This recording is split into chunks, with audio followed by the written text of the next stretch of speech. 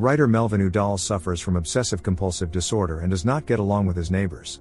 One day he locks the dog of his neighbor, Simon Bishop, an artist in a relationship with Frank, in the garbage chute. When Simon asks the man if he has seen Verdell, that is the pet's name, Melvin answers in his usual sarcastic manner that he has not. Frank Sachs, Simon's temperamental boyfriend, does not like Melvin's tone. Simon, however, stops the conflict before it can begin. No one who knows Melvin wants to have anything to do with him. The writer lives in a prestigious building in the center of New York, in Manhattan. His behavior, caused by his mental condition, comes down to repeating the same set of actions over and over. Because of his fear of germs, he always washes his hands in extremely hot water. There is always a large supply of soap in his home. Fortunately, Verdell was rescued. A handyman found him in the basement. Simon cannot understand how his pet ended up there. The handyman suggests that one of the neighbors may have thrown the dog into the garbage chute. Melvin writes books about love, and quite successfully, which completely contradicts his misanthropy. His latest burst of inspiration is interrupted by persistent knocking at the door. It is Simon, deeply upset by what his beloved pet has been through. He suspects Melvin and has no intention of letting it go. But when he is met with Melvin's coldness and sarcasm, the man quickly loses all his resolve. Melvin hates being bothered, especially when he is distracted from the creative process. Because of his sensitive nature, Simon cannot stand up to Melvin, while Frank cannot just stand by and watch his partner be humiliated. He starts thinking about how to reconcile Melvin and Simon. This is clearly not part of Melvin's plans.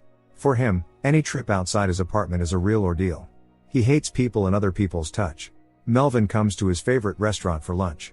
He is rude to a couple, so they will leave his table, although of course all the tables are for general use. The owner of the restaurant turns a blind eye to this behavior only because Melvin is a famous writer, but even his patience has its limits. Waitress Carol Connolly, a middle-aged single mother, is the only one who can put up with Melvin's difficult personality, so she always serves his table.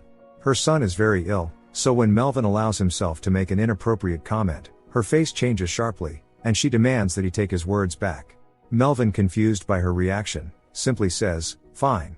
He truly does not understand what he has done wrong. Communicating with people is very difficult for him. He does not understand them at all. Carol's personal life is not going well. She lives with her son Spencer and her elderly mother in a poor neighborhood of Brooklyn. When she brings home a man she has been on a date with, Spencer has an attack, and Carol rushes to him, while her mother insists that she could have handled it herself. The woman would very much like her daughter to find happiness. Spencer would like that too. Simon invites a male model over so he can practice painting portraits. He believes that every person has a hidden beauty and strives to convey that beauty through the canvas. The next day Melvin comes to the restaurant as usual, and as usual Carol serves his table. Suddenly he asks what her son is sick with.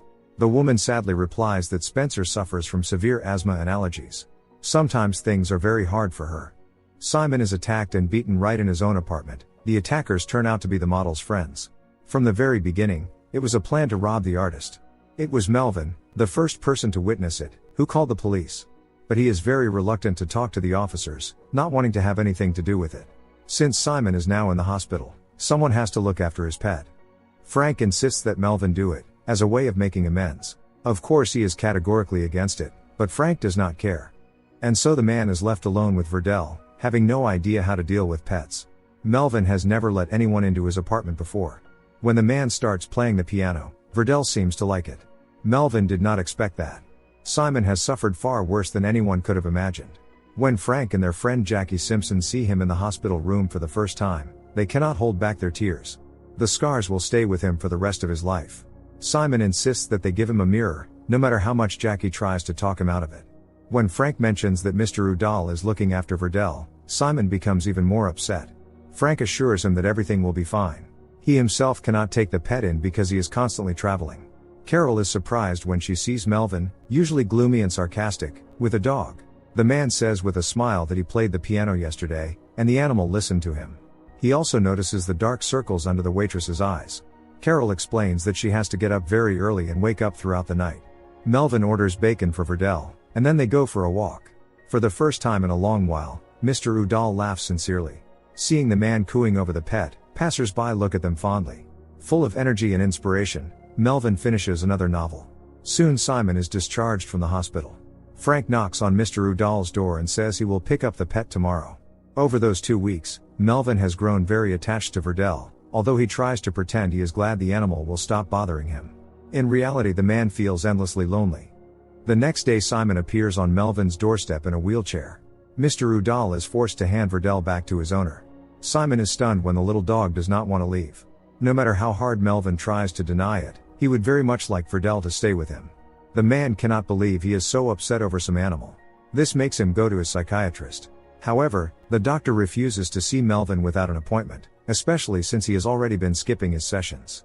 When Mr. Udall learns that Carol has quit because of personal problems, he feels unbearable anxiety begin to rise inside him. He greatly dislikes it when anything disrupts his daily routine, and he demands that the restaurant owner bring Carol back. But the owner, who has long since had enough of Melvin's antics, throws him out to the applause of the other customers, who have also dealt with Mr. Udall's rudeness. Melvin finds out Carol's address and comes there, accusing the woman of making him go the whole day without eating. Carol shouts that this is nonsense, while the man keeps insisting that she return to the restaurant. Carol has no time for this foolishness, especially since her son has gotten worse again. She has to ask Melvin to drive them to the hospital. Verdell is sad and ignores his owner, but that is not even the worst of it. Simon is bankrupt, his latest exhibition was unsuccessful, and his medical bills have exceeded $60,000. He is at risk of losing both his apartment and his studio. Melvin's latest novel goes into publication. His female fans think he has a deep understanding of a woman's soul, since he writes such emotional love stories, although in reality this is not the case at all. Melvin understands people terribly, and women in particular.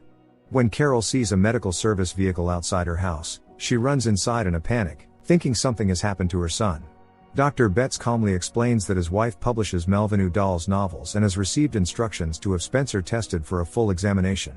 The doctor also asks detailed questions about the boy's medical history. If his assumptions are correct, Spencer will soon feel much better. Unable to help herself, Carol hugs the doctor. Of course, she understands that the expenses will be considerable. Betts states that Mr. Udall is taking all the costs upon himself. Since Simon is unable to get around on his own, he cannot walk his dog. Melvin is only glad to take that on. Carol is confused, not understanding why Mr. Udall is being so generous. All of this makes her suspicious, considering his past behavior. Carol's mother asks her to calm down and think about what would be best for Spencer. Perhaps this is their only chance. Simon is broken. He is buried in debt, trapped in a creative crisis. Everything he lived for has been cut off. Despite his misanthropy, Melvin tries in his own way to cheer Simon up and reveals his little trick to him, the reason Verdell clings to him so much. It is the bacon. But when the little dog chooses Melvin anyway, Simon becomes even more upset and asks his neighbor to leave. Because of her anxiety, Carol cannot sleep and goes to Melvin in the middle of the night. The doctors gave her his address.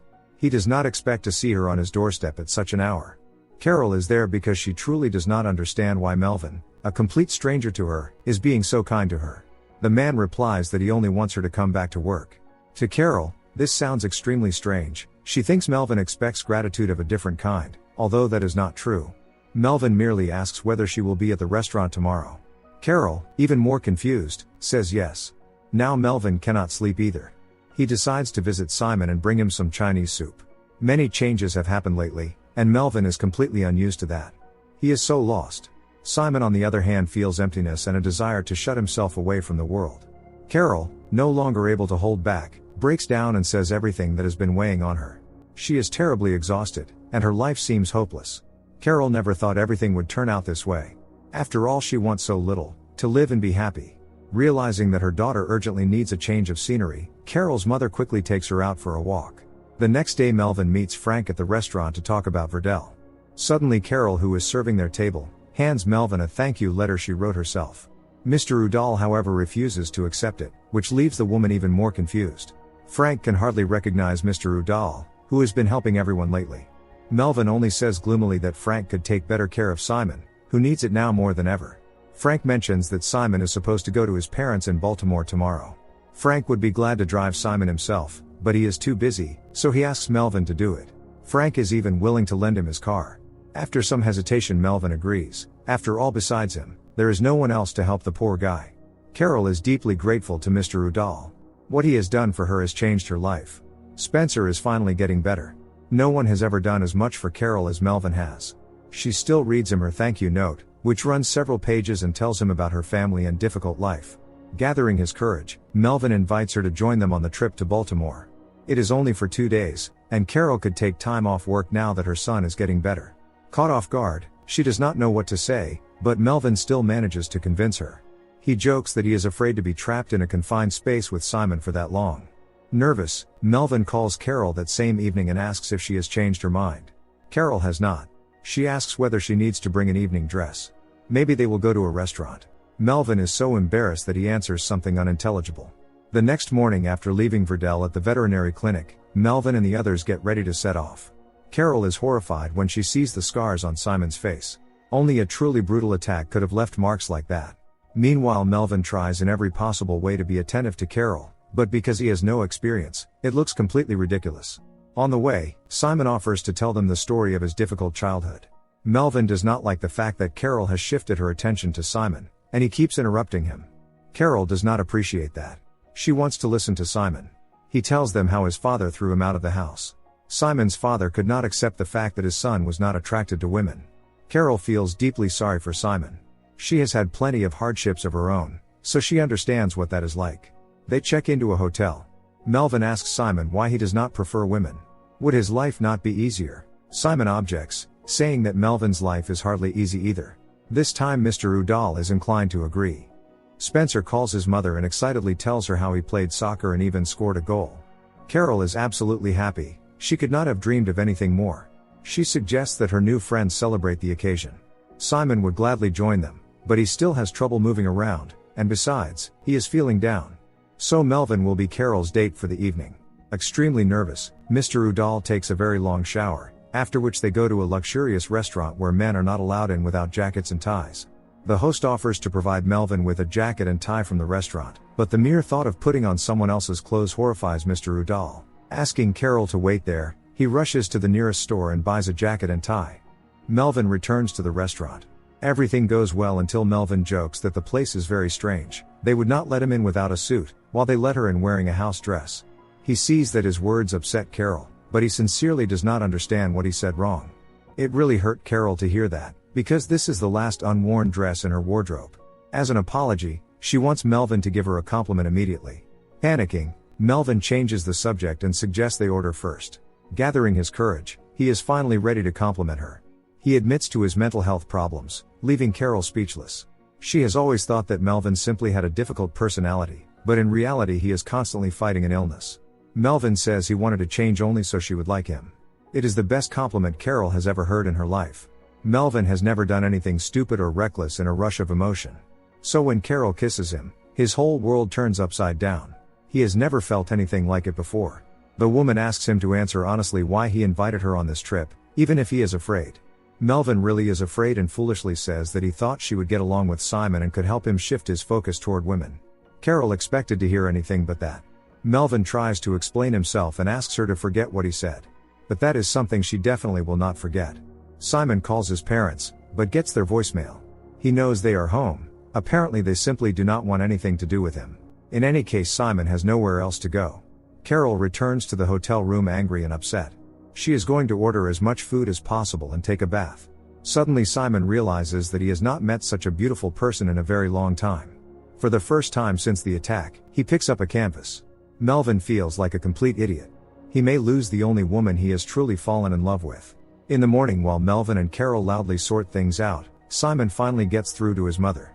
He decides that he no longer wants to waste a single moment on self-pity. Now that Simon has regained his spirit and returned to painting, he plans to find a place to live soon, pay off his debts, and put his life back together. Simon called his mother to say that he no longer holds any anger toward them, despite the fact that they did not support him when he needed it so badly. So, all three of them leave Brooklyn. Simon is homeless for now, since his apartment has already been rented out. Frank is already looking for a new place for him, and in the meantime, Simon will stay with Mr. Udall. Melvin still hopes that Carol will forgive him, but she is not sure he is the man she needs. Over those 2 days, he has completely worn her out. By this point Frank has already brought Verdell back. Melvin shows Simon his room. The man is immensely grateful to Mr. Udall. He is an amazing person, even if that is not obvious at first glance. His good deeds speak louder than any words. Carol is suffering deeply and calls Melvin to tell him about her feelings. She cannot stop thinking about him, but sometimes she does not understand him at all. What she does know for certain, he is not ready for a relationship. But they are not children anymore. Melvin gets flustered and only says that they should have danced at the restaurant. Simon sees that Carol and Melvin love each other, but for some reason they prefer to suffer separately. Melvin would be glad to feel nothing, but after meeting Carol, he simply cannot be the same as before. Simon advises Mr. Udall to go to Carol right now and tell her everything that is in his heart. It certainly cannot get any worse, because otherwise he may regret it for the rest of his life. Melvin does exactly that. He rings the doorbell. Carol is puzzled, wondering who could have come to her in the middle of the night.